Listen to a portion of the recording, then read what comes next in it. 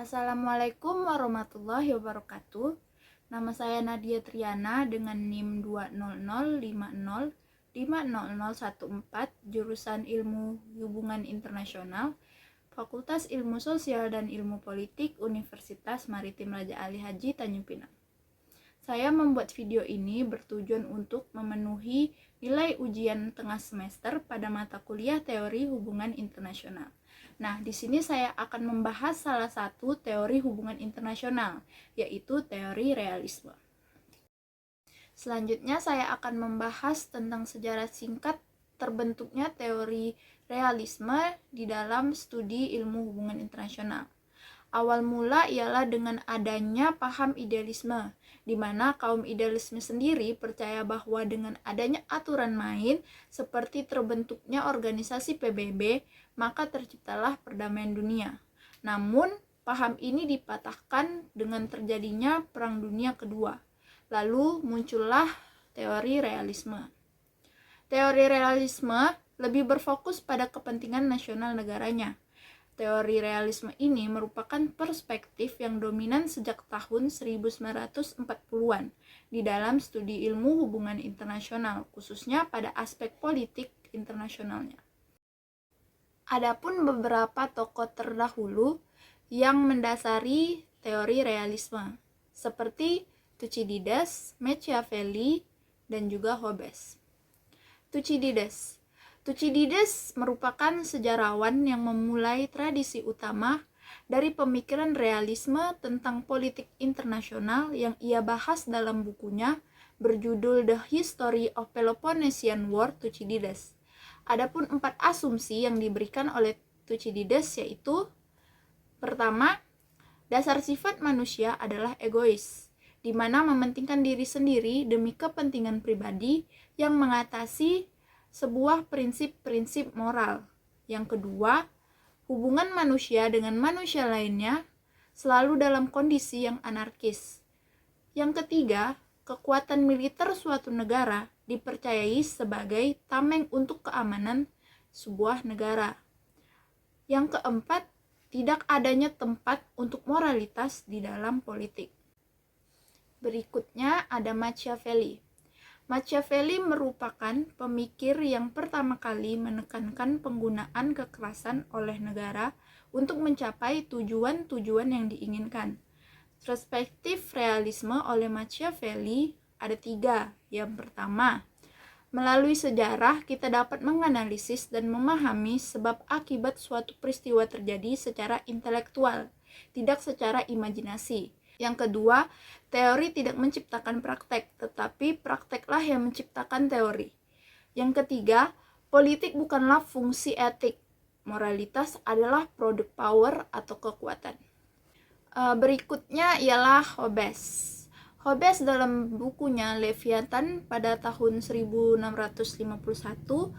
mengatakan bahwa manusia memiliki sebuah nafsu akan sebuah kekuasaan, sebuah kekayaan, pengetahuan, kehormatan, dan juga keengganan untuk hidup sengsara. Maka tindakan mereka didasari oleh hal-hal tersebut sebagai perspektif realisme menurut Hobbes, yaitu ada 2. Yang pertama, hubungan internasional sangat berbeda dengan hubungan yang dijalin antar pribadi yang diatur oleh negara. Hubungan internasional tidak dikontrol oleh negara yang memelihara tata tertib. Yang kedua, kondisi hubungan internasional itu ialah kondisi perang semua melawan semua atau dikenal dengan bellum contra omnes, di mana suatu arena yang masing-masing negara saling beradu untuk kekuatannya. Adapun prinsip-prinsip utama dari teori realisme seperti statisme, kelangsungan hidup, dan juga urus sendiri. Yang pertama itu ada prinsip statisme, di mana realis percaya bahwa negara bangsa adalah aktor utama dalam politik internasional. Karena itulah realisme merupakan teori negara sentris dalam hubungan internasionalnya. Nah, realisme berbeda dengan teori hubungan internasional liberal yang melibatkan peran aktor non-negara dan lembaga internasional. Yang kedua, adanya prinsip kelangsungan hidup, di mana realis percaya bahwa sistem internasional diatur oleh anarki, yang artinya tidak ada pemerintah pusat. Nah, karena itulah politik internasional merupakan ajang berebut kekuasaan antara negara dan negara yang memiliki kepentingan. Lalu yang ketiga, ada prinsip urus sendiri, di mana realis percaya bahwa kelangsungan hidup suatu negara tidak dapat digantungkan pada negara lain, melainkan digantungkan oleh negaranya sendiri. Pada tabel berikut dapat kita lihat asumsi-asumsi dasar realisme, di mana sifat dasar manusia ialah egois atau individualistik, di mana the selfish individualistic assumption. Lalu aktor penting dalam realisme ialah negara, the state-centric assumption. Lalu tindakan negara itu didasari ibarat manusia mementingkan dirinya sendiri. Nah, pertimbangan tindakan negara ialah rasional demi kepentingan nasionalnya. Lalu karakteristik sistem internasional ialah anarkis, negara berinteraksi dalam konteks anarki, yang dimana tidak ada pemerintahan pusat. Nah, berikutnya pada tabel ini kita bisa lihat fitur hubungan internasional dalam realisme. Aktor ialah negara. Pandangan tentang aktor dalam realisme ialah unitary. Dinamika perilaku ialah negara aktor sangat rasional, di mana konsisten memaksimalkan tujuan nasional melalui kebijakan luar negerinya. Isu utama ialah keamanan nasional. Proses yang berlangsung kompetisi demi kepentingan nasional tentunya. Lalu hasil di mana ketertiban terbatas atau limited order dalam masyarakat yang anarkis. Struktur sistem internasional dalam realisme ialah negara sentris. Lalu prinsip-prinsip dasar penanda sistem internasional dalam realisme ialah anarki, di mana kompetisi demi kekuatan dan pengaruh politik. Terakhir, distribusi power dan pengaruh dalam realisme ialah distribusi power yang tidak seimbang antar negara. Hubungan internasional adalah tempat negara-negara saling berinteraksi, di mana negara adalah aktor utama dalam dunia internasional itu. Perilaku negara dalam interaksi hubungan internasional digerakkan secara rasional oleh kepentingan nasional, terutama kepentingan survival dan keamanan nasional. Di dalam mengejar kepentingan survival dan keamanan nasional tersebut, negara menggunakan dan mengumpulkan lebih banyak kekuatan atau power.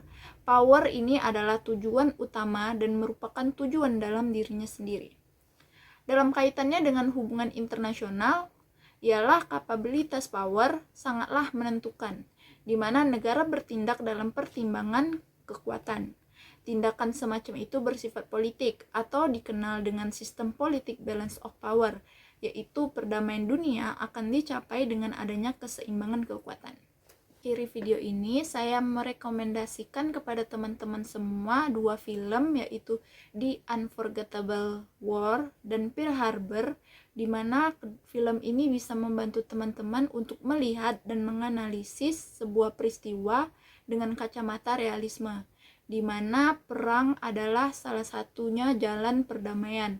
Namun dengan adanya paham tersebut, tentunya banyak kerugian-kerugian dihadapi oleh negara.